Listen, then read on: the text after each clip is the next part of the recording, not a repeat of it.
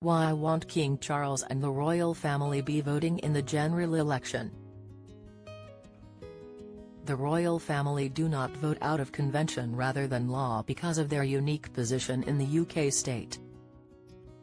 King Charles is set to give permission for a new government to be created, but the reigning monarch will have no say on who that will be. As the head of state, he has a ceremonial role in proceedings after the general election, and will be visited by the leader of the winning party, who will ask permission to establish the next government. Although Brits are heading to the polls after current Prime Minister Rishi Sunak announced a general election on May 22, there won't be any ballots cast by the royal family. But why is this, and what is the role of the royal family in politics? Read on to find out more. Why do the royal family not vote? In the running of the UK, the British monarchy and Parliament must work together on matters of state, regardless of which political party is in power.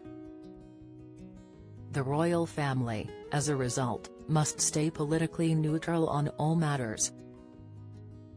The monarch and the rest of the royal family also must maintain relationships with leaders of foreign countries regardless of their political affiliations.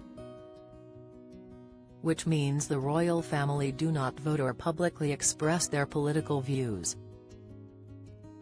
However, there is no law saying they cannot vote, but they choose not to. It is not known if the other members of the family choose to vote, but it is believed they do not. What is King Charles' role in the general election?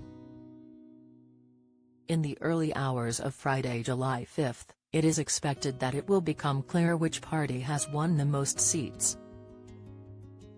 Following the closure of polling stations across the country at 10 p.m., the count is expected to conclude sometime on Friday. The same day, the leader of the winning party will visit Buckingham Palace and meet the king. He will then invite him to become Prime Minister and form a government. They will then meet again at the private weekly audience between monarch and Prime Minister to discuss government matters. Though the king remains politically neutral on all matters, he is able to advise and warn his ministers, including his Prime Minister, when necessary. According to the royal family's website, what happens after the king asks the government to form?